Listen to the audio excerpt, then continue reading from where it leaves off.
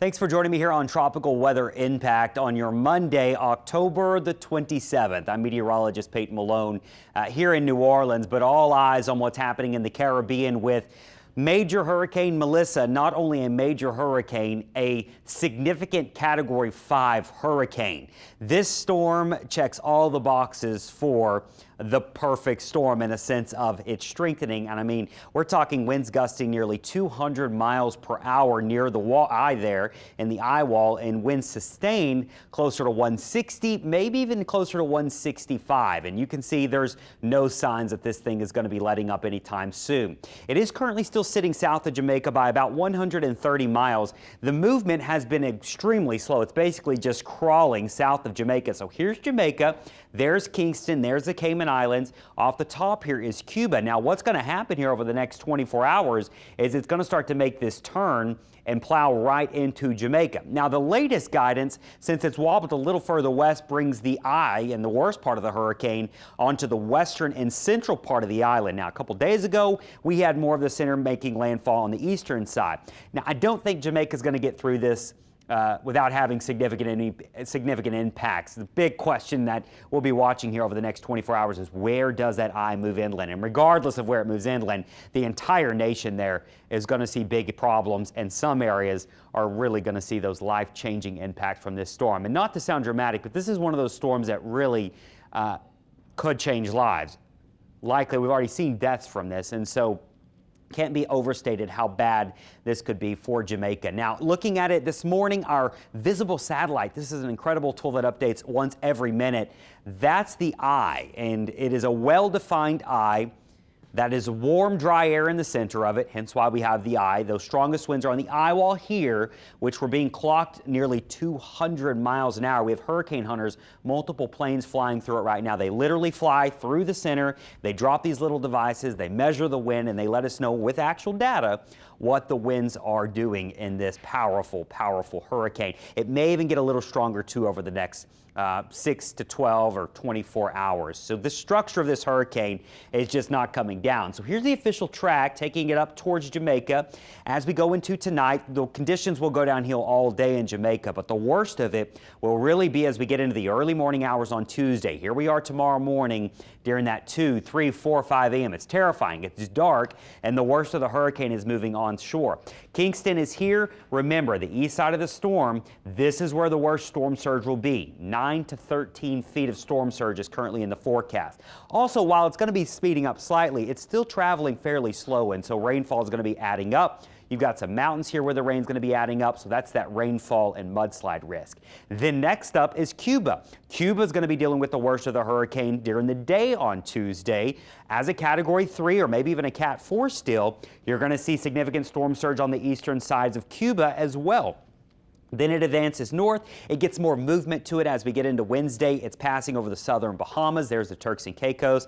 That's still an impressive hurricane that's starting to wind down in intensity, and it's starting to broaden out. And by the time we get to Wednesday night, it's a large hurricane, probably a Cat 2, and then it's moving out to sea there. So this thing, it's going to impact multiple countries from Jamaica, eastern Cuba. Can't forget about Hispaniola and Haiti, expected to get a lot of rain as well.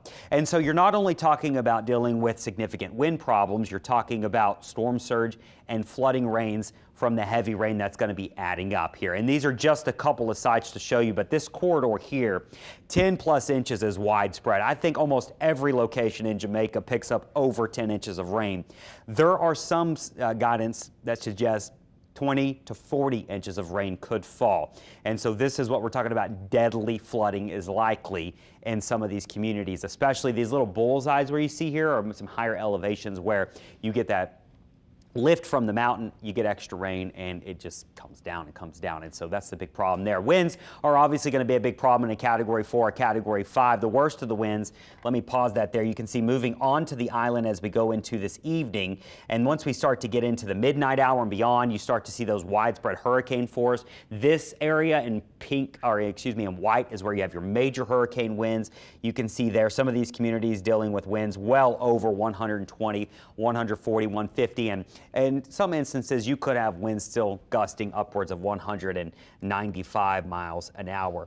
As we get further out in time, you can see the strongest winds starting to move into Cuba as we go into Tuesday afternoon. Those hurricane force winds along the entire eastern tip, and then those hurricane force winds moving over towards the southern Bahamas. Still has a potentially significant hurricane here once we get into Wednesday morning. And so Tuesday night, Wednesday morning, this is southern Bahamas, still seeing wind gusting over 100 miles an hour. So again, this is going to be impacting many communities. Why the turn? Why are we not concerned on the northern Gulf? Well, we've got a big cold front coming and a trough of low pressure. And look, this is Thursday and Friday. You see this big dip right here? That's protecting us. That's what's steering it out to sea. And so that's there. There's nothing coming here to the northern Gulf. What we're thinking of our friends. I want to leave you on this note on how rare this hurricane season has been for a lot of reasons.